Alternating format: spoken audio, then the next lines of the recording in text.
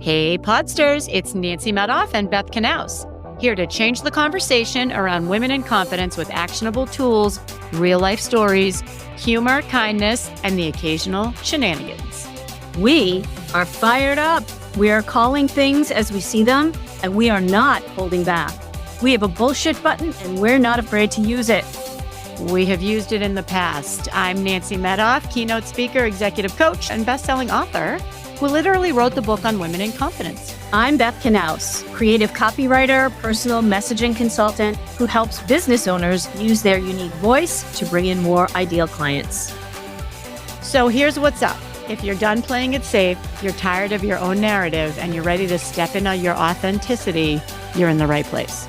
If you're looking for a weekly shot of confidence and the occasional truth bomb, you're also in the right place. So buckle up, friends.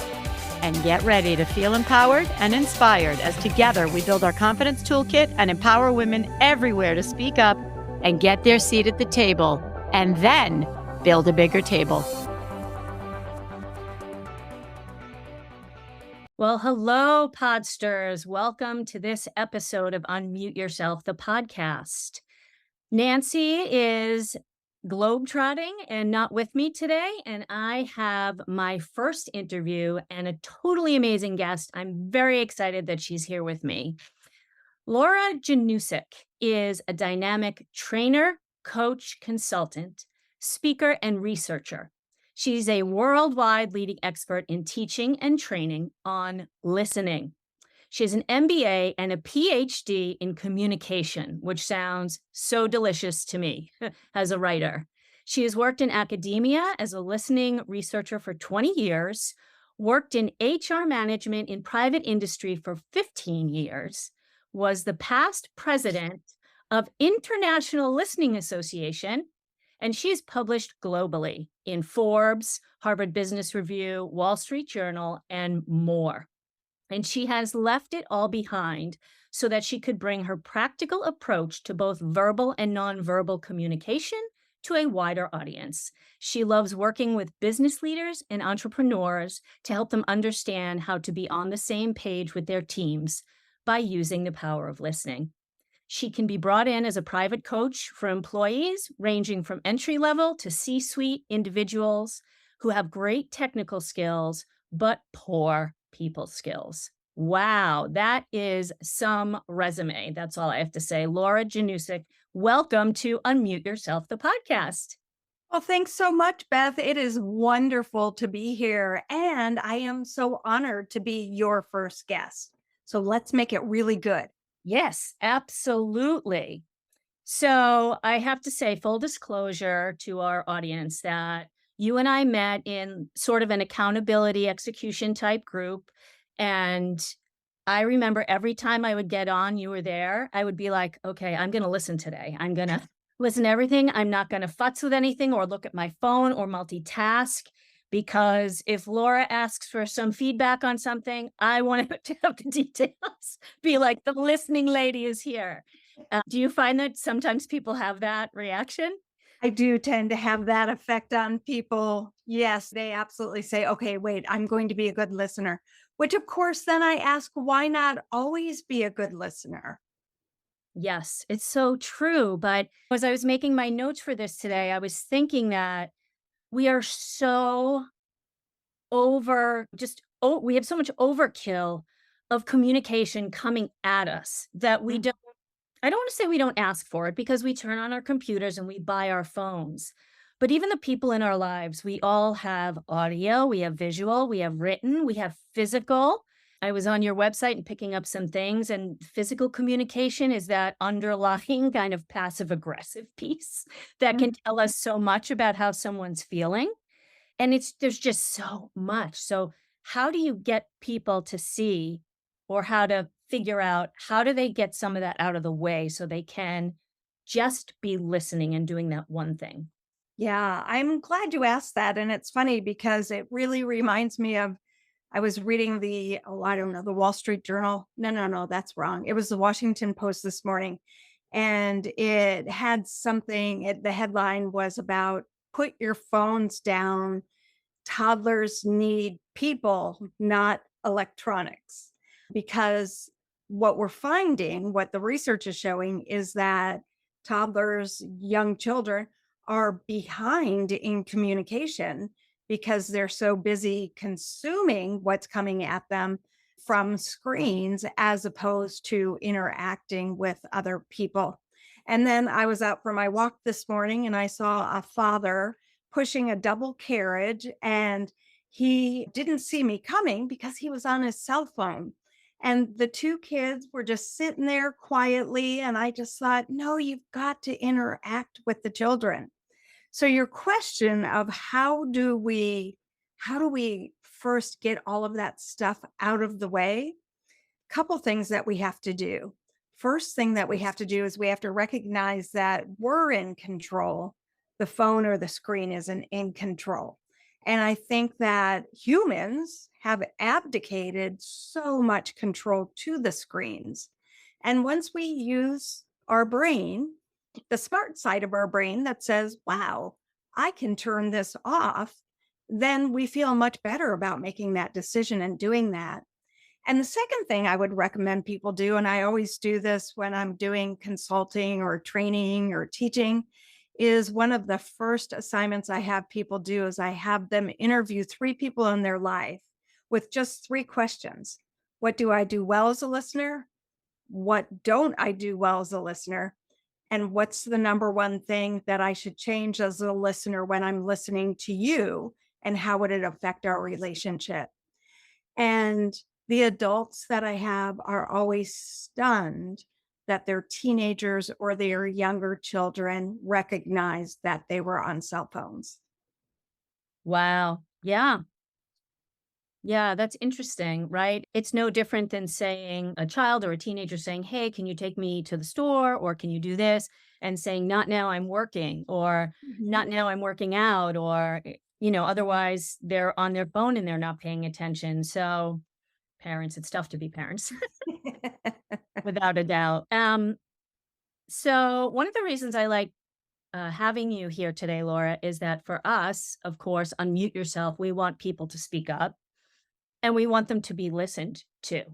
And I was thinking that when you're in a business situation, let's say, whether it's corporate or in the entrepreneurial world, you have to think about your delivery and think about how the other person is going to hear that. And so you have to hope that they're listening, but somewhere before that, before you speak, you should have listened to how that person receives information and when they positively respond versus maybe in a more limited way.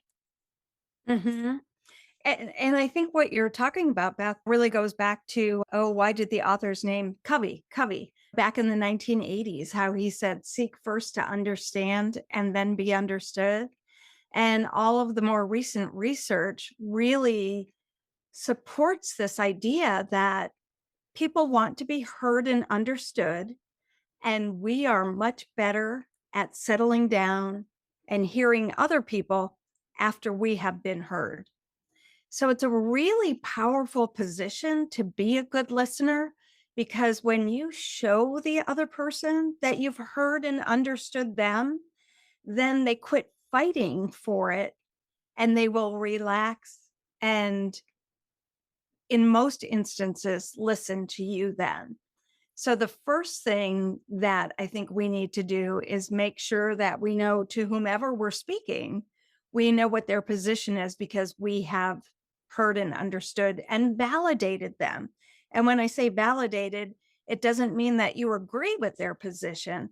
It just means that you have heard it and respect that it's their position on something.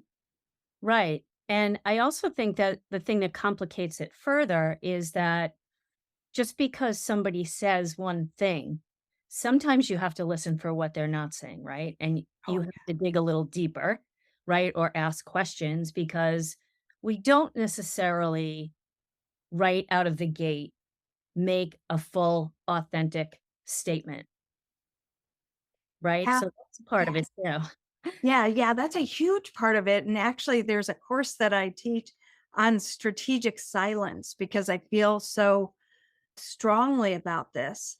And You probably picked up I'm a nerd about the research and I'm a nerd about the numbers, but these numbers are really important. So, what we know in the United States is that people begin responding within a half a second. So, when you ask me a question or when you quit talking, I start within a half a second. Research also supports that we can't think about what we're going to say in a half a second. It takes longer than that, which means that we're always moving from our automatic positions, from how we've always said things, how we've always thought about things, because we don't really take the time to think about things.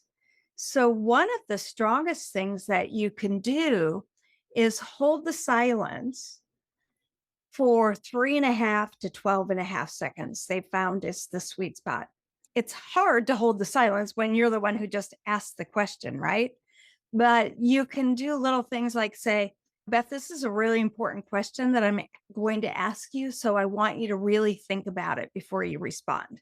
So I've just given you permission to stay silent for longer. And you feel like, oh my gosh, she really wants my opinion on this. She really wants me to think about it. So I'm going to think about it. And then it takes at least 3.5 seconds for us to move out of that automatic thinking to the reflective thinking, which is where, I don't know, the good thinking takes place, right? The critical thinking, the thinking beyond what we've thought before. And what the research supports is once we move into that space, we move out of thinking that everything is a fixed pie. So if I say yes to you, that means everything's no to me. And we come up with options that we hadn't seen before, too. Yeah, I run into that as well. So when I'm working with a new client and they need some support around brand messaging, I send them this pretty overwhelming discovery questionnaire. And they will usually say to me, "This was really overwhelming, but it made me think about things I otherwise wouldn't have thought about." And I say to them, you need to take at least a week, an hour a day. This is not sit down and bang this out in 2 hours. I want you to go below the surface. It's not that it's lazy to stay at the surface, it's just easy and fast. Mhm. It's not an easy and fast process to decide what the foundational messaging is for your brand, whether it's your personal brand in the corporate world or your personal world in as an entrepreneur, because then it super overlaps. So Right, right. I have two things. So we always do like to talk about things that are entrepreneurial and things that are corporate. And you, in your bio, say that you work with individuals from entry level to C suite who have great technical skills, but poor people skills. And I guess what blows me away is how, with just the good skills, technical skills, people make it to the C suite. Like, how do you think that happens? Wait, I'm going to rephrase. They make it to the C suite without good listening skills, is what I meant. Yeah. Or without good people skills. Yeah. Yeah. And I think some of that is this notion that people have that just because you can do something well means that you can teach other people how to do it well.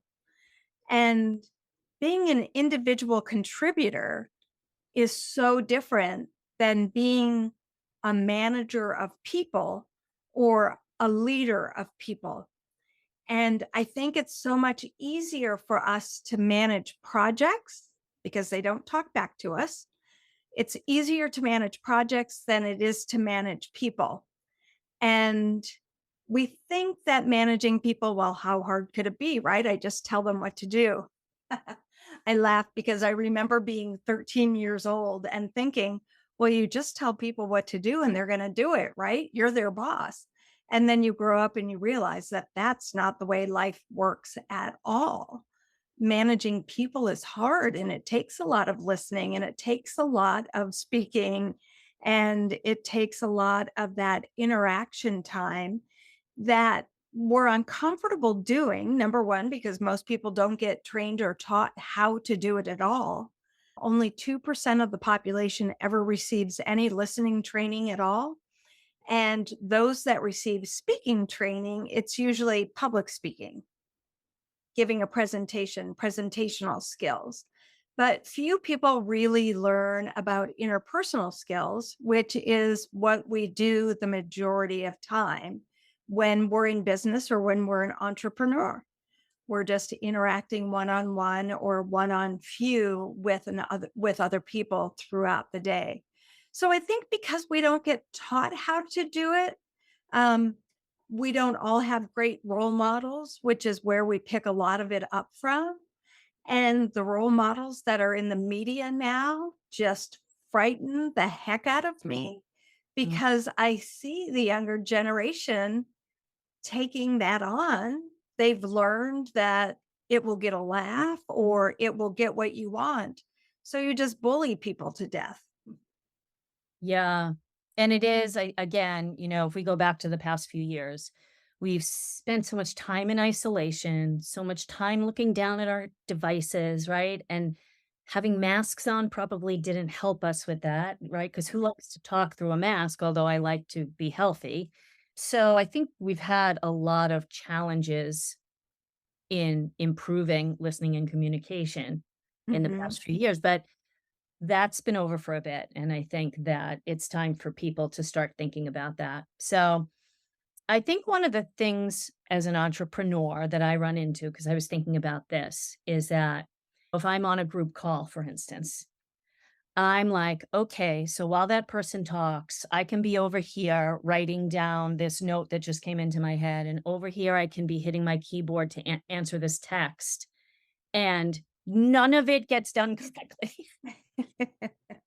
And I think that as entrepreneurs, we're so burdened by having to do all the things. And I know we get sick of hearing this because it's what we say and it's part of what you take on. But I don't think we always realize not only that we have to wear all the hats, but that there's an ebb and flow into how much working in your business versus on your business you have to be doing, right? Like when you have a ton of clients and your work is good, we want to be there because we want them we want to get paid and we want to be feel rewarded from our work, but then we also need to have that for working on our business, and I think that's a little more quiet and reflective, and that's, to me, the best time I'm able to relax and listen.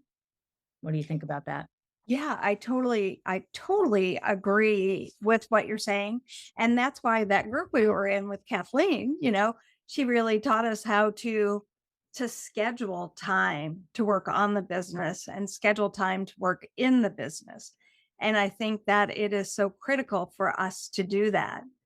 Going back, I want to mm, go back a question and then also back to this question. So the back to the question before, the managers and the leaders, I think leadership training really needs to begin before people have people to manage, right? So leadership training, we can all be leaders even with our peers. So we need to learn those skills of managing sideways before we get the opportunity to manage down to other people. And I wish companies would invest in that training because then it would make it so much easier for the people who do get promoted to the C suite because they would have some experience in people management as opposed to product or program management. And then your question about multitasking. So you've heard this before. Multitasking is a myth, and it is a myth. And I don't want to get into the hard science of it. There are things that we can multitask. So we can walk and talk at the same time. So the rule is as long as both things don't tap the same part of your brain, you can do them at the same time, which is why you can cook dinner with a baby on your hip, right? You are doing two very different things. But once the second task taps the same part of the brain as the first, so let's call them language processing tasks. You're listening on a call and then you think you can answer an email. Those are both language processing tasks. And what we have to do is what's called switch tasks. So we have to go back and forth from one to the other because that part of our brain can't do two things at once. It can really literally only do one thing at once. So when we go back and forth, we think we're tending to them both well, but when we're on the other, we're missing what's going on there. Yeah. So we're not processing the language that's being said or read at that point in time, which is why it increases mistakes, which is what you just said. And it takes longer for us to do because we're going back and forth. Right. Yeah, you want to know what my solution to that is? Yes. I have two kitchen timers at my desk. And depending on the project that I'm working on, I will set it to 15 minutes is one of my favorites because I am amazed at what I can get done in 15 minutes. Or I do have one of those turnover hourglasses too. So if I want to commit an hour to something, I will do that. And while the timer is on, my rule is, well, I never have notifications on my phone or on my computer because I'm going to control that. I'm not going to let that control me. But I'm not allowed to get up. I'm not allowed to go to the kitchen to get something to eat. I can't move. I just have to work on whatever I'm working on. And so I recommend starting off in small increments, like 5 minutes, 10 minutes, 15 minutes, and you will be amazed at what you could get done when you're not multitasking. True. And I have to say, I'm in a networking group, an online group called Balance Networking for entrepreneurs. Mhm. And every Monday they do a co-working session. And actually, we just started doing things in 37 minutes because they have some sort of a wonderful offer coming out where they'll be doing lots of co-working. And I guess it's based around 37 minutes. I'm kind of looking forward to hearing a little bit more about it. But I don't know. There's something about it where you're like, okay, I have this time and I have to be as productive as possible. And suddenly I'm doing one thing at a time because I'm like, I want to check things off. And really, the best way to check things off is to do them one at a time. Absolutely. So that's pretty interesting. I one thing I didn't ask you when we first started, your business is called Listening to Change. And I was curious how you named it because I thought, what does that mean? And two different things came to me. But first, I want to hear why you chose that title for your business. Well, it's funny because you had also said that I was a past president of the International Listening Association. And I was trying to develop a theme for the conference that I got to organize, which was in 2010 in Albuquerque. And I was working with another woman in town. Her name is Cynthia, and she was a great brainstormer. And Cynthia actually came up with that. We were tossing around different ideas, and she came up with listening to change. And what I loved about it was the double entendre in it, right? Are we listening to the change that's going on around us, or are we listening so we can change ourselves? And it's both. And we do both on a regular basis, or I would say that we should be doing both on a regular basis. The trouble that I have with that name, Beth, is that the majority of people think they're already really good listeners, so they don't need help listening. So when I talk to people, I brand myself as a communication consultant, and I really am. That's what my PhD is in. But also, what people that don't understand is that listening is an action.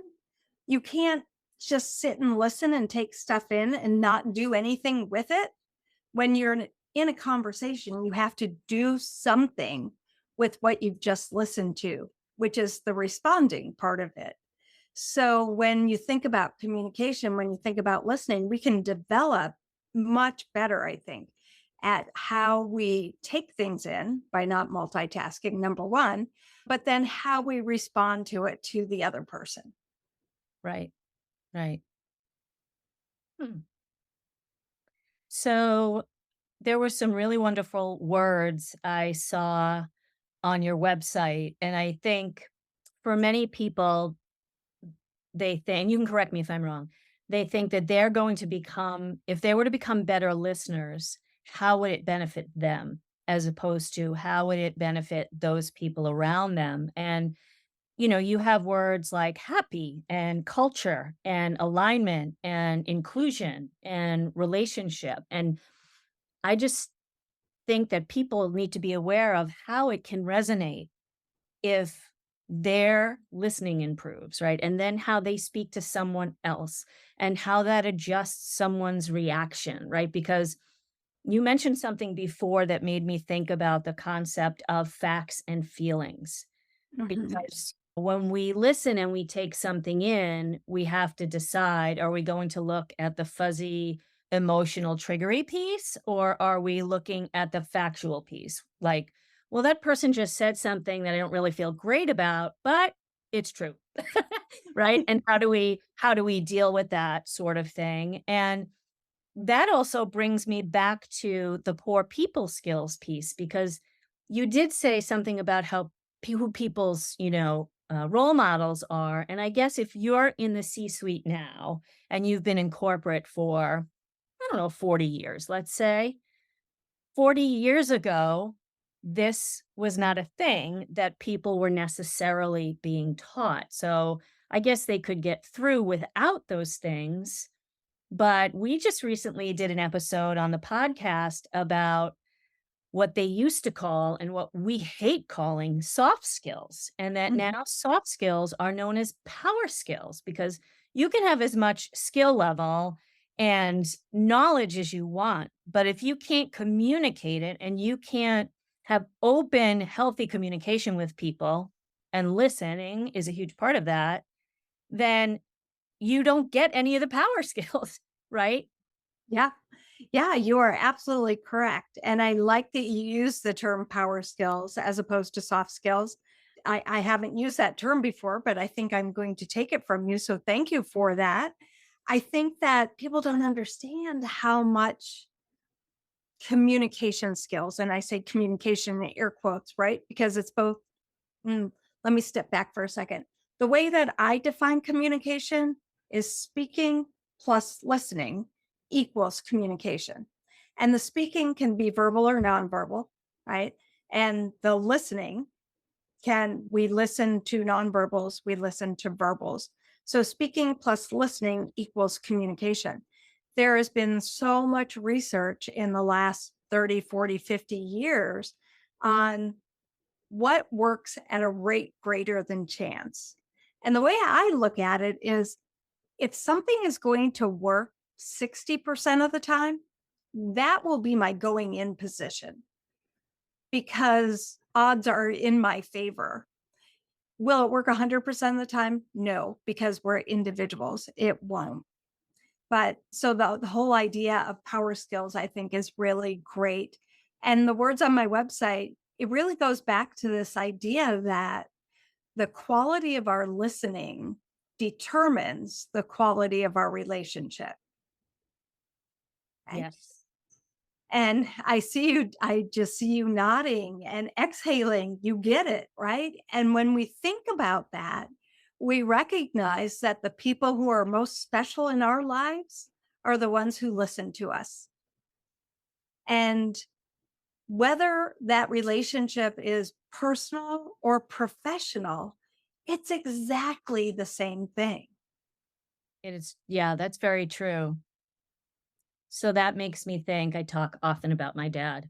When I was a kid and he needed to talk to me about something serious, he always sat across from me at eye level and made eye contact and spoke directly to me.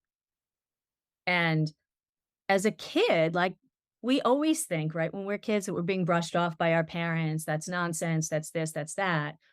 And it was always this kind of equal conversation. And it just sticks with me. And I really tried to talk to my kids that way, because it just creates better, you're a better listener that way. They are more open to listening to you that way. So that's a great point. Yeah. And Beth, what you're talking about too, right? All of these words, I like to call them abstract nouns, right?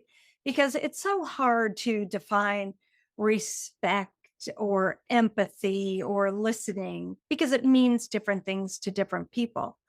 But those are the things that define us and make us humans. And those are the things that make us people who others like to hang out with versus others don't like to hang out with. And what you do with your children, modeling what your father did with you, not only did you show that you were equal height level, but there was also an assumption of your feelings on this matter. And I am going to take them into account. So there was a partnership there as opposed to the parenting style of you're the child, you just do what I tell you to do. Yep. It's so true. And I could see it even when I was very little. He always bent down to be in a picture with me or would hold me up so I'd be next to it's lovely. So, That's that's- great. Laura, is there anything that you would like to share with the audience that we didn't cover? We have to talk about this wonderful offer that you have. And I also know that you offer training and coaching that's one-on-one and to groups and workshops and online courses. There are many ways that people can choose to work with you because not everything fits everyone. But you have this great offer right now. Yeah, the offer is a one on one coaching call for 50 minutes, enhancing relationships and decisions, the science of active listening. And what I like to do on that call is I meet people where they are. And what I mean by that is, as I said before, everybody has different definitions of what listening is and what other people in their lives should be doing as listeners. So I listen to that first, and then I help them see different perspectives. So I love when people bring me questions. And questions I've gotten in the past is why doesn't my husband listen to me? Or why doesn't my 15-year-old son listen to me? Or oh, one recent one, a bank manager said to me, I don't understand this because I've hired 4 people. They're all between the ages of 21 and 26, and they yell at me. And I'm thinking, I know that was like, why are you seeking advice on this? Like, that is wrong. That is bad. But she really didn't know how to handle it. So I helped her in that time to figure out how to handle it. So often, the majority of time, I would say people come because they want to know how they can help other people in their lives as opposed to themselves, which is fine because we have to start somewhere. And figuring out how to help other people is really one of those ways to figure out how to help ourselves too. Yes, I agree fully. And I just want to say to our listeners that if they think they've learned a lot today in our half hour, imagine having that one on one time, the undivided attention of Laura and not listening to me also, and how much you could learn from her about listening and how that could change your world on every level. Um, I am going to make sure that we have all of Laura's contact information in the show notes. She is definitely on LinkedIn. Are you on other social media platforms, Laura? I primarily play in LinkedIn.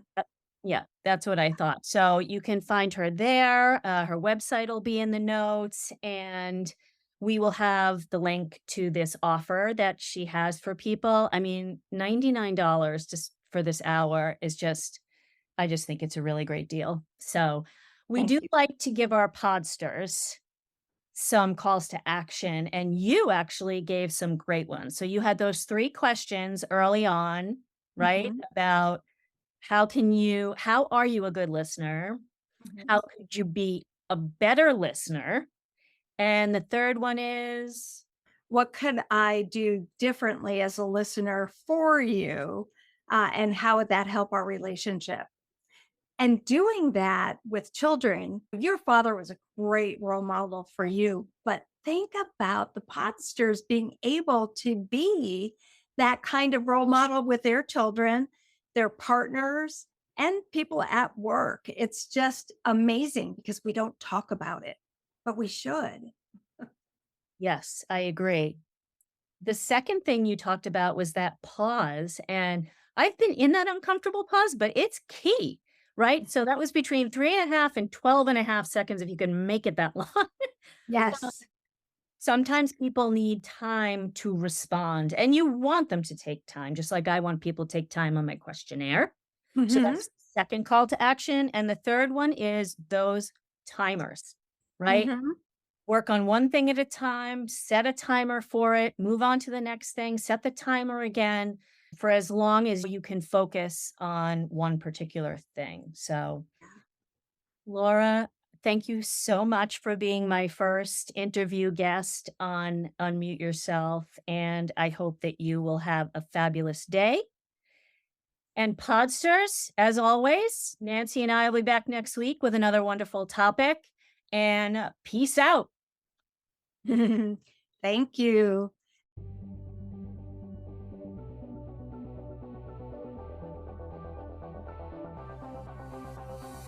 And that's a wrap.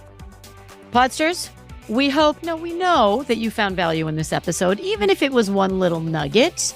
And we thank you for listening. So if you found value, Please share it with a friend or two, or many if you'd like, and send us some feedback about the topics that you want to hear about, episodes that resonated with you, anything. We love to be connected to our Podsters. we love it more than anything. Peace out. Hit that follow button. See you next week.